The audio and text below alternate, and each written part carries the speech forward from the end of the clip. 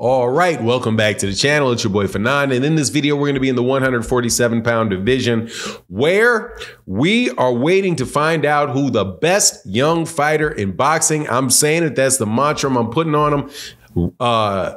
Jaron Ennis will be fighting next, but we have an update because now we know, at least we believe we know, when the rematch with Spence Jr. and Terence Crawford is going to take roundabout, and that it is going to be taking place. And as a consequence, the winner of that fight is going to have to fight Jaron Ennis, or they're going to have to get out of Dodge. But assuming that it is Terence Crawford, because Terence Crawford will be heavily favored in this fight against Spence Jr., he is probably going to get out of Dodge because Jaron Ennis, and this is according to a source that I talked to, and the source of the day for the videos that I'm doing today, said, look, Terence Crawford, if Terence Crawford needs to be scared of anybody, needs to be scared of that Jaron Ennis, and not necessarily scared of, like, afraid of him, like something like petrified, afraid of him, because it's probably not in his mind. However, he needs to be afraid of him because that is very, very likely a loss for Terence Crawford if he fights Jaron Ennis, because Jaron Ennis has a whole lot of things that Terence Crawford has never seen and that Terence Crawford cannot adjust to. Now, let's talk about that in this video.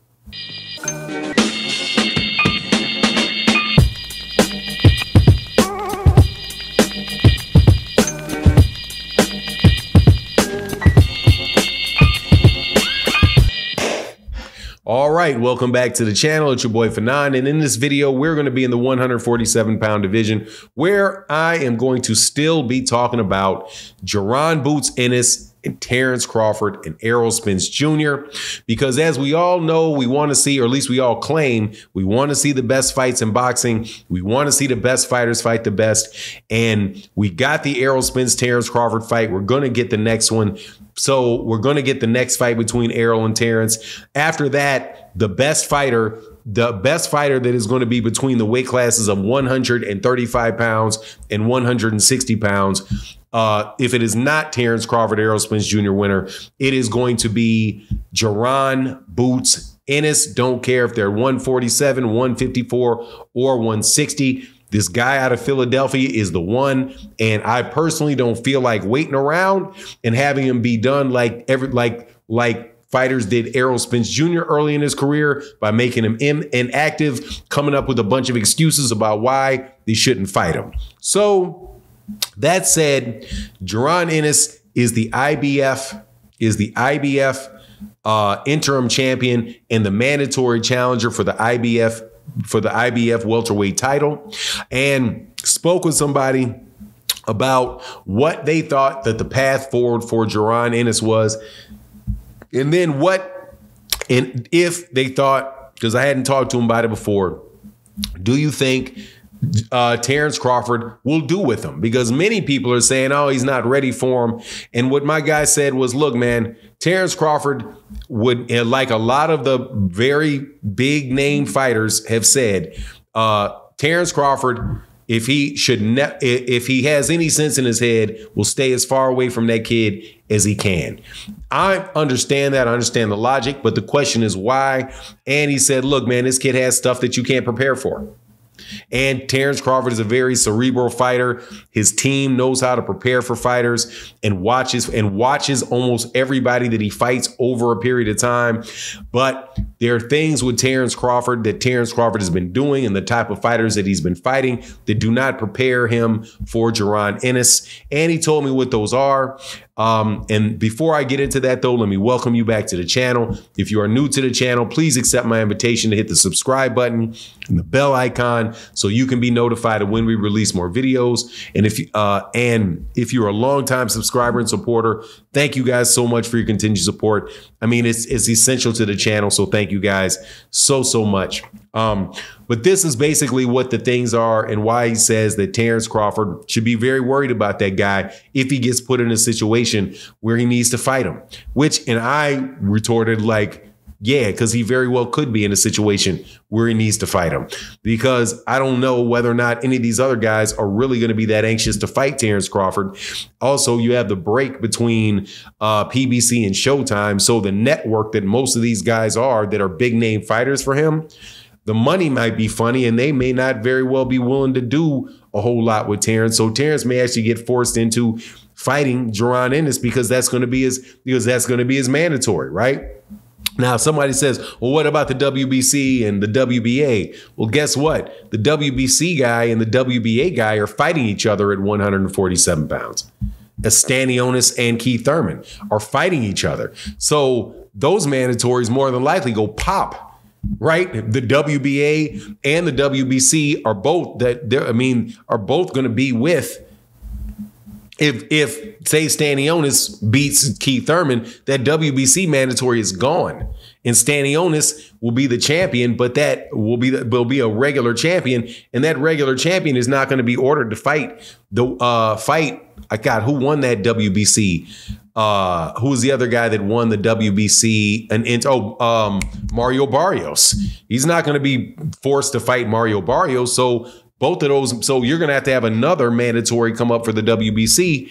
All that stuff, all those options may not be on the table, but that Jaron Ennis is on the table. So I was like, he explained what he thought. He's like, look, man, Jaron Ennis is a special fighter, man. And Jaron Ennis is something that Terence Crawford's not used to dealing with. He's not used to dealing with the speed.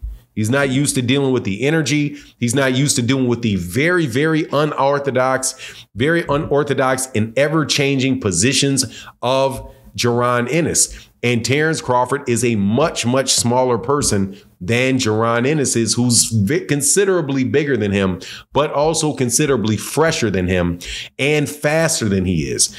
And Jaron Ennis is somebody that has probably been preparing to fight Terence Crawford for a very long time.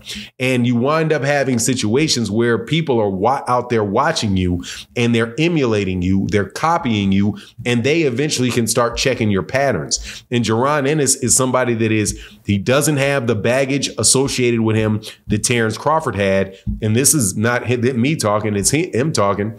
He said, and also, Jaron Ennis is considerably more talented than Errol Spence Jr. is in an athletic sense. At least that's from his perspective, right? So you're in a situation. Terence Crawford is in a situation where he has a kid that knows how Terence Crawford fights.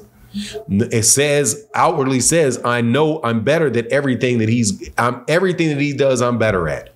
And he is a prodigious talent that is not inexperienced. And in fact, Jaron Ennis has more fights now than Errol Spence Jr. has had in his career. I do believe that Jaron Ennis has as many knockouts as Errol Spence Jr. has fights, and he's very, very active. So he's more active than Terence. He's younger than Terence. He's faster than Terence. He hits harder than Terence.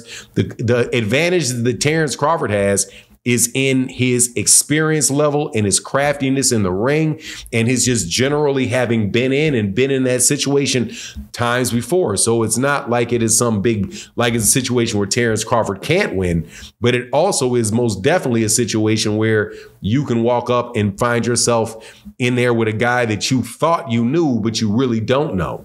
And an example that I always like to use with that is the fight with Cassius Clay and Sonny Liston, where everybody thought Cassius Clay, later named Muhammad Ali, was going to get blown out.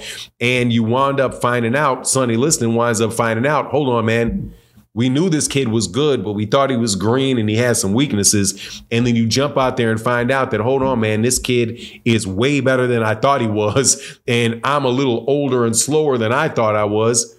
And you wind up being in a bad situation. And that is essentially what he's saying that Terence Crawford needs to be worried about with Jaron Ennis, and why he says, man, if I had to go with somebody, man, I'll go with, like right now, I might have to lean, or I think he put it this way, I'll put some money over there on Jaron Ennis. I'd put some money over there on Jaron Ennis in that particular situation, because Terence Crawford, man, he's an excellent, great fighter, but that dude is something special. But anyway, that's my take on the matter. Please let me know what you think in the comment section. And with that, I'm out. Deuces.